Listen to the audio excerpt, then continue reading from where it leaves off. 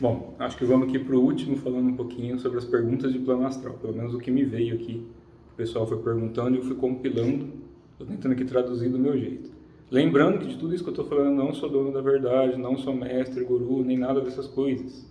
É só a minha forma de interpretar e explicar. Então, quem não concorda, não precisa de concordar. É só ignorar. Mas se fizer sentido para alguém, vai estudando, vai praticando aí. Então, em relação a essa pergunta, como as práticas internas, não importa de que filosofia, pode influenciar ou nos ajudar no plano astral? De novo, o plano astral não está relacionado somente a um local específico, e sim a vários estados dimensionais, desde planos astrais densos até planos astrais sutis, em várias camadinhas aí, que o pessoal costuma chamar de dimensões. Isso não está atrelado só ao plano astral, tá? Está atrelado a todos os planos dimensionais até o nível em manifesto, que dissolve no mental. Não seria equivalente a um corpo...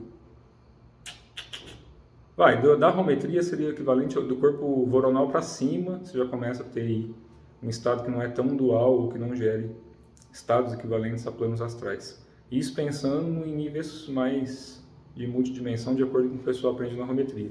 Pensando de uma forma mais leiga ou trazendo para a parte interna, oriental, seria o equivalente ao corpo causal. Então, para quem pratica yoga, taoísmo, budismo, estuda muito essa parte de planos, é o equivalente ao corpo causal. Do corpo causal para cima, então você já não está mais atrelado à mesma dualidade ou ao mesmo plano dimensional equivalente ao plano físico, astral, mental. Ali já não é um plano que dá para brincar no sentido de você construir ou destruir coisas de uma maneira aleatória ou que não gere repercussões naquele local. Ali é um pouquinho diferente, que não adianta querer explicar isso. Para se conectar, tem que acessar o corpo astral, do astral para o mental, do mental vai subindo até o causal, que é um plano de solução.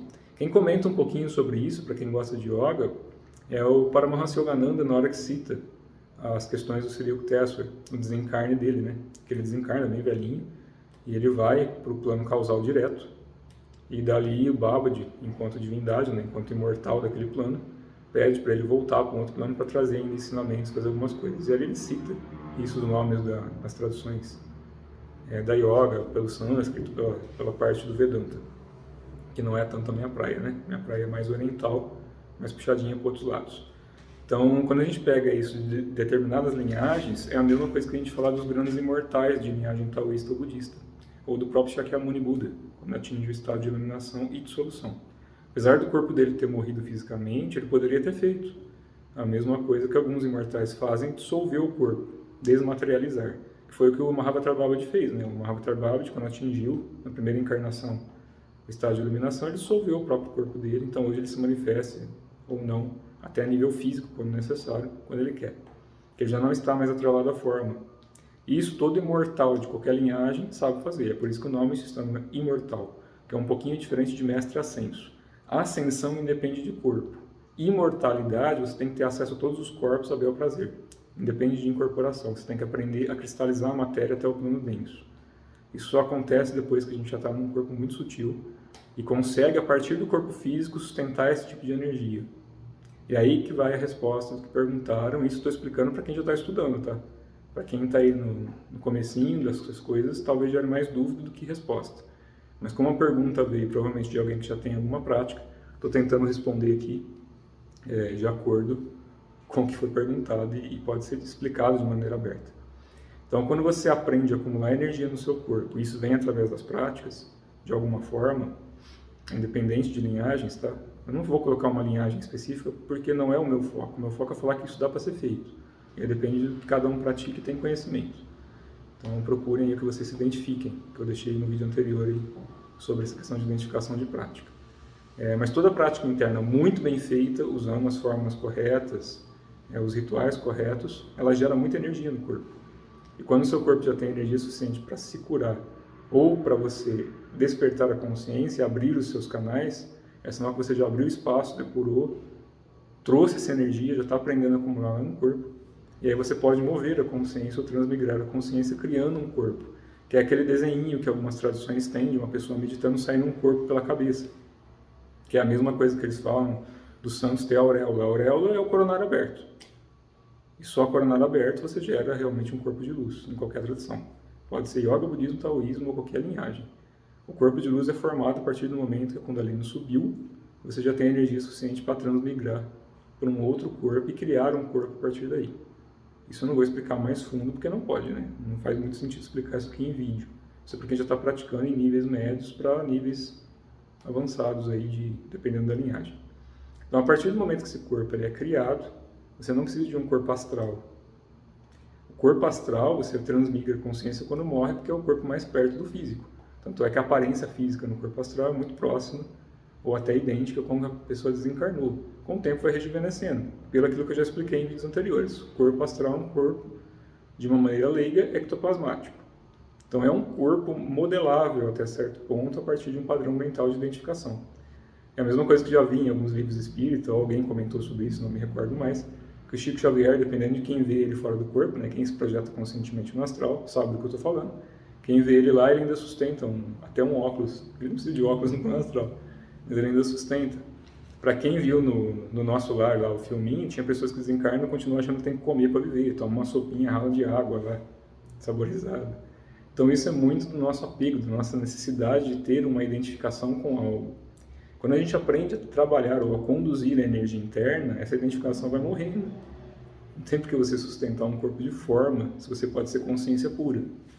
Só que para isso a energia tem que estar compatível e você já tem que ter depurado a nível físico, mental e espiritual. Espiritual, que estou falando de uma maneira mais leiga, já tem que ter depurado os nós que você deu em relação à estrutura geométrica do seu corpo e daquilo que você fez a partir das suas ações que possam ter corrompido a geometria desse universo ou de algum ser.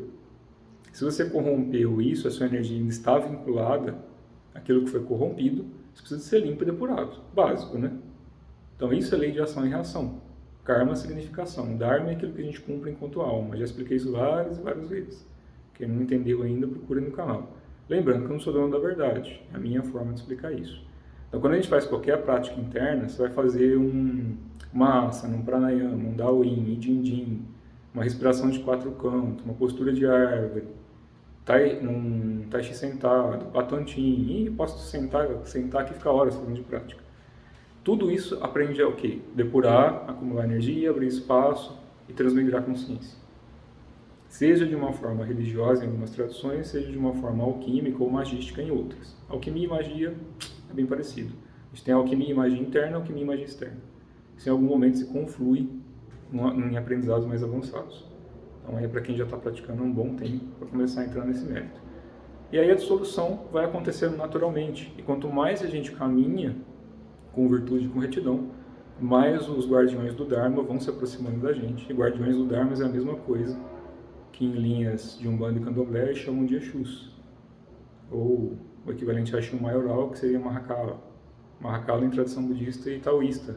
Em outras vertentes só chamam de guardião.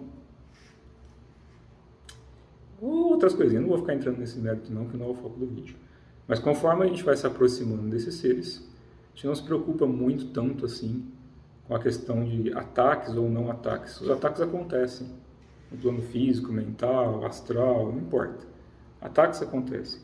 Só que a gente está caminhando reto com virtude, ao mesmo tempo que a gente é atacado, quem ataca, se o nosso corpo não tem identificação, e eu vou citar o que Chico Xavier falou, se macumba pega, se você tiver identificação. Se não me engano, foi isso que ele falou. Se não foi exatamente isso, me perdoe. Mas basicamente, o que ele quis dizer com isso? Pega se você tem algum campo aberto que tenha identificação ou gere ressonância e magnetismo com aquilo que foi mandado, em maior ou menor grau. Nosso corpo, físico, mental e astral, físico, astral e mental, tem um poder de regeneração muito alto.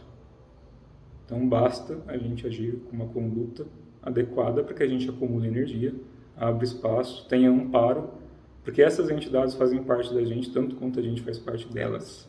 Todas. O que não faz parte é aquilo que está corrompendo a geometria, que a gente tem que fazer e voltar a fazer parte. E aí, todo o tempo do mundo, o tempo tem todo o tempo do universo, para que esse ser, pessoa ou entidade possa entender que corromper a geometria gera mais sofrimento.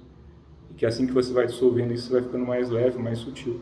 Você deixa de querer fazer certas coisas para passar a fluir mais naturalmente. Isso é agir naturalmente. Soltar. Tá certo? Um abraço a todos.